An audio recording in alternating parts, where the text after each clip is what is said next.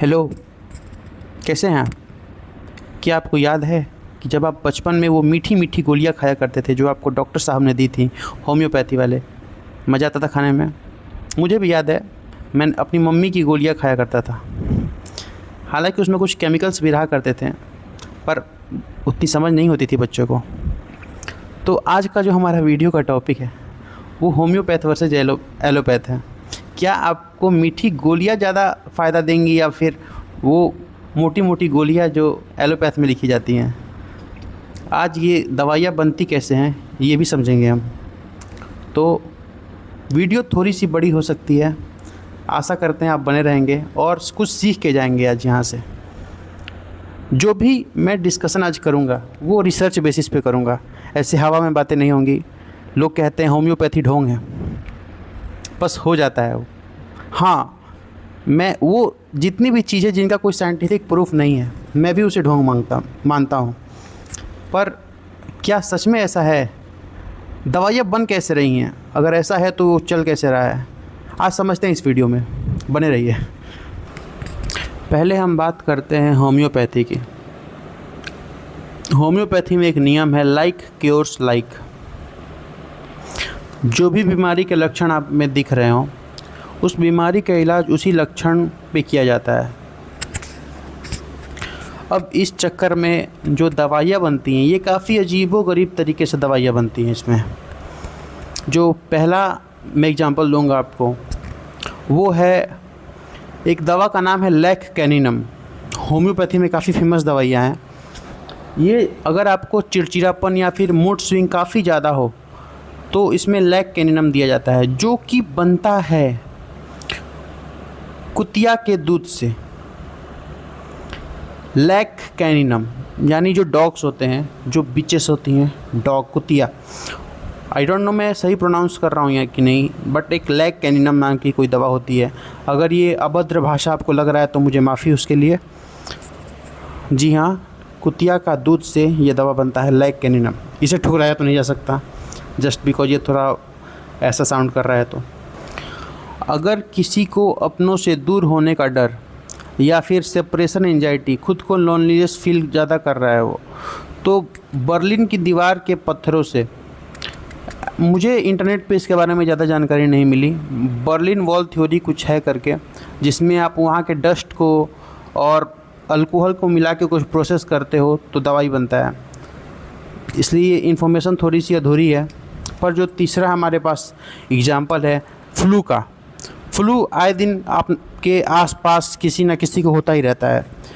जो होम्योपैथ में इसके लिए दवाई दी जाती है उसको बोलते हैं ऑसिक्लोकॉक्सिनम। ये जो दवाई है ये बनती है बत्तख के कलेजे को पीसकर। जो बत्तख का हार्ट होता है, बत्तख का जो दिल होता है, उसे पीसकर ये दवाई बनती है। अब ये सुनकर शायद आपको लगे कि ये कैसा लॉजिक है, लेकिन ठहरिए। अगर आपको ऐसा लग रहा है कि एलोपैथी दूध की धुली हुई है, बहुत साफ़ सुथरी है, तो आप गलत हैं। आपको ये वीडियो पूरी देखनी पड़ेगी। 1950 से 60 के दशकों में जब काफ़ी ओल्ड टाइम चलता था, चीज़ें काफ़ी छुआछूत की मानी जाती थी, तब नन्स के द्वारा, जो स्पेसिफिक रिलीजन की कुछ लेडीज़ का ग्रुप होता है जिन्हें काफ़ी शुद्ध माना जाता था, तब उनसे एक आर्टिफिशियल तालाब में 3000 लीटर यूरिन कराया गया, पेशाब कराया गया, क्योंकि फर्टिलिटी की दवाई बनानी थी। उस दवाई का नाम था परगोनल। साथ ही साथ जो प्रेग्नेंट घोड़ियाँ जो होती हैं, प्रेग्नेंट घोड़ों के यूरिन से एस्ट्रोजन की दवा बनी, प्रेमाइरिन। जिस पेनिसिलिन ने दुनिया में लाखों करोड़ों जानें बचाई। जो एंटीबायोटिक हमारी पेनिसिलिन, टेट्रासाइक्लिन होती है, स्पेशली पेनिसिलिन, जिसने करोड़ों जानें बचाई हैं, वह एक फंगस से बना है जो फफूंद लग जाता है ना बरसात के मौसम में। अभी भी आप देख रहे होंगे कान के साइड पीछे यहाँ पे फफूंद लग जाता है, कभी कभी बाल में फफूंद लग जाता है, उसे फंगस बोलते हैं। वो फंगस से आया है पेनिसिलिन। ये है साइंस। मानिए उदाहरण के तौर पे आपने कॉफ़ी ऑर्डर किया। कॉफ़ी जो आपके हाथ में आता है उसमें हमारे कॉफ़ी के अंदर कैफ़ीन है। कैफ़ीन कहाँ से आया? क्योंकि जो लैब में कैफ़ीन बनाते हैं या फिर कॉफ़ी के बीज से जो कैफ़ीन निकलता है, दोनों का जो स्ट्रक्चर होगा, मॉलिक्यूलर स्ट्रक्चर 100% सेम होगा। तो उससे फ़र्क ही नहीं पड़ता कि सोर्स क्या है, फ़र्क इससे पड़ता है कि शुद्ध है या नहीं। शुद्ध होना ज़्यादा ज़रूरी है। ये आपको साइंस बताती है, ये आपको एलोपैथ बताती है। होम्योपैथ आए दिन क्या होता है कि आज ही का ये एक बात है, मेरे एक पेशेंट को बवासीर था। मैंने उसे आँख की भी दवाइयाँ दी थी, उसको आँख में भी कुछ हुआ था। बवासीर वाले डॉक्टर उसने एलोपैथ से दिखाया था। उसको एक शीशी मिली थी जिसमें उसको केमिकल्स थे। उसने बोला, डॉक्टर साहब मैंने गलती से इस दवा को आँख में डाल दिया, मुझे कोई दिक्कत तो नहीं होगा। मैंने बोला जल्दी दिखाइए दवाई। तो उसने जो दवाई मुझे दिखाई, लिटरली उसमें कोई भी कॉम्पोजिशन, कुछ भी लोगो कुछ नहीं था। मैंने बोला ये क्या है, इसमें है क्या, पानी है क्या? तो बोलता है कि डॉक्टर साहब ने यही दिया है। मैंने बोला कौन है डॉक्टर साहब? तो बोलते हैं कि बस ऐसे ही है। मैंने बोला कि पर्चा मिला है? तो बोलते हैं कि नहीं, पर्चा हमें नहीं मिला, वो अपने पास रख रहे हैं वो पर्चा, उन्होंने पर्चा नहीं दिया, उनके पास लिखा हुआ है।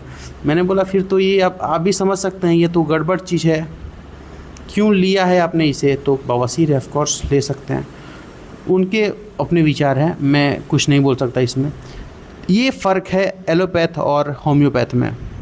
अगर आप एलोपैथ में कोई भी दवा खा रहे हो, उसका कॉम्पोजिशन, उसका डोज, सब कुछ आपको पता होता है कि हाँ आप क्या खा रहे हो, क्या नहीं खा रहे हो। साइड इफ़ेक्ट की बातें हम आगे भी करेंगे, पर इससे पहले कुछ ज़रूरी चीज़ें और भी समझते हैं। मानिए आपके शरीर में विटामिन D3 की कमी है, तो एलोपैथ में एक शॉट आता है, आपको इतना छोटा सा 5 ml का शॉट मिलेगा, उसको आपको पी लेना है खाना खाने के जस्ट बाद, जिसमें अंडा खा लो या फिर 1 चम्मच घी भी साथ में खा लो, तो उसका एब्जॉर्प्शन ज़्यादा अच्छे से होगा।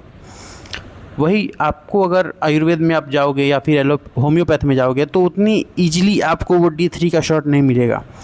आपको काफ़ी कहेंगे कि ये आपको उड़द का दाल है, उसमें ये मिला के खा लो, ये वो मिला के खा लो, आप ये भी तो देखो कितना कैलोरी हो जा रहा है, कितना खर्चा हो जा रहा है। तो ये चीज़ें हैं ना, आप देखो, अगर मैं आपको पैरासीटामोल प्रिस्क्राइब करता हूँ, एक लिख देता हूँ, तो आप ऐसे खा रहे हो ना, तो मेरे पास रिसर्च पेपर है, मैंने हज़ारों करोड़ों लोगों के पास वो टेस्ट किए हुए हैं, ट्रांसपेरेंट टेस्ट किए हुए हैं, जिससे मुझे पता है कि यह दवा आपको साइड रिएक्शन नहीं देगा। आयुर्वेद के पास ऐसा एक पेपर भी तो नहीं है कि मैं उसमें देख के बता सकूं नहीं आयुर्वेद ही सही है, क्योंकि जो ट्रांसपेरेंसी एलोपैथ रखती है वो ट्रांसपेरेंसी कोई नहीं रखता। लोग बोलते हैं एलोपैथ में साइड इफ़ेक्ट है, क्यों है? क्योंकि हम दिखा रहे हैं कि मेरे पास साइड इफ़ेक्ट है। थोड़ा सा बाहर ज़्यादा बोल रहा हूँ मैं, क्योंकि साइड इफ़ेक्ट मैं बता पा रहा हूँ ना कि यहाँ पे साइड इफ़ेक्ट है। आयुर्वेद वाले पब्लिश ही नहीं कर रहे हैं ना, कोई भी कंपनी पब्लिश ही नहीं कर रही, कोई अपनी कंपनी के बारे में गलत बता ही नहीं रही। वही जो एलोपैथ में है ये मॉलिक्यूल बेसिस पे चलता है, हर कंपनी बनाती है, तो ये चीज़ें किसी से छुपी नहीं है, ये चीज़ें पब्लिश्ड हैं, रिसर्च है इस पे। तो ऐसे साइड इफ़ेक्ट, एलोपैथ जिंदाबाद पेपर वाइज हमेशा, क्योंकि आप कभी लोगों पे भरोसा मत करो, आप कभी डॉक्टर पे भरोसा मत करो, आप हमेशा रिसर्च पे ही भरोसा करना। देखो अब समस्या कहाँ आती है, समस्या ये है कि होम्योपैथी में साइंटिफिक एक्सप्लेनेशन, व्याख्या गायब है, वो होती ही नहीं है ना। जब पूछा जाता है कि ये दवाइयाँ काम कैसे कर रही हैं, तो जवाब मिलता है पानी का कोई वाटर मेमोरी होता है, वाटर मेमोरी थ्योरी दिया जाता है। लेकिन सच्चाई ये है कि लैब्स में अनगिनत टेस्ट के बाद भी पानी की कोई ऐसी वाटर मेमोरी वाली थ्योरी है ही नहीं, कोई उसका सबूत है ही नहीं। एलोपैथ में ऐसा नहीं है, इसलिए allopath is far better than any other branches. जी हाँ, कई लोग आपको ये कहते मिल जाएंगे, अरे मेरे फला दूर के रिश्तेदारों को ये फ़ायदा हुआ था, वो फ़ायदा हुआ था होम्योपैथ में। किसी एक व्यक्ति के व्यक्तिगत अनुभव के आधार पर पूरे देश की दवाइयाँ या साइंस की किताबों को नहीं लिखा जाता है। आप झुठला नहीं सकते हो साइंस को, या फिर अगर किसी को एक दवाई सूट कर जाए तो उसके बेसिस पे आप हज़ारों पे नहीं दवाइयाँ ट्राई कर सकते हो। अगर हज़ारों पे ट्राई कर रहा है, सही जा रहा है वो, तो एक इंसान को ज़रूर दे सकते हो कि हाँ आप पे भी ये दवाइयाँ सूट करेंगी। यही साइंस है। इंसानी शरीर कई बार खुद को ठीक कर लेता है, जिसे प्लेसबो इफ़ेक्ट भी कहते हैं। तो ये चीज़ें भी होती हैं। अब आप उस टाइम में अगर मान लो इंसान का शरीर उसे खुद भी ठीक कर गया, प्लेसबो इफ़ेक्ट दिखा गया, और आप क्रेडिट दे रहे हो एलोपैथ या होम्योपैथ किसी को भी।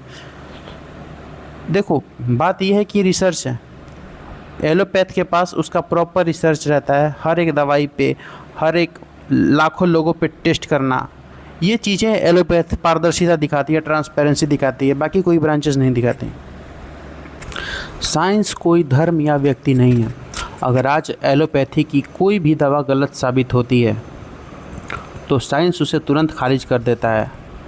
सभी कंपनियों को बोल देता है कि अभी ये रिसर्च हुआ है, इस पे ये जो कॉम्पोजिशन है दवाइयों की ये मेल नहीं खा रहा है, इसे आप निकाल दीजिए, इसे आपको नहीं बनाना है, ये साइड इफ़ेक्ट्स शो कर रही हैं।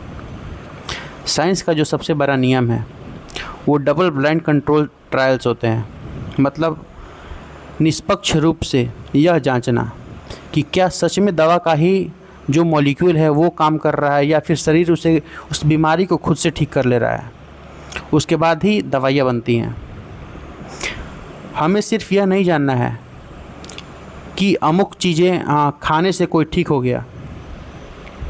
हमें यह समझना होगा कि इसके पीछे का जो प्रोसेस है, जो इंजन है, वो कैसे काम कर रहा है, ताकि हम उस समझ को इस्तेमाल करके वैसी 50,000 50 लाख और दवाइयाँ बना सकें। इस वीडियो को अगर आप एक बार में न समझ पाएँ तो दोबारा ज़रूर देखिएगा। लाइक कमेंट कीजिए ना कीजिए कोई बात नहीं, लेकिन ये जो मेरे थॉट प्रोसेस हैं मुझे लगा कि आपको बताने चाहिए, क्योंकि ये प्रैक्टिकल चीज़ें हुई हैं मेरे साथ। एज ए डॉक्टर मैं ये चीज़ें फील करता हूँ कि आप कोई भी दवा अगर लगा रहे हो तो आपको पता होना चाहिए आपको कैसे काम कर रहा है, ये आपके शरीर में कोई नुकसान तो नहीं देगा लॉन्ग टर्म में मैं अगर इसे इस्तेमाल करूँ। हाँ, केमिकल टॉक्सिसिटी एक चीज़ है जो कि होती है, पर ये भी तो सिर्फ एलोपैथी आपको बता रहा है ना।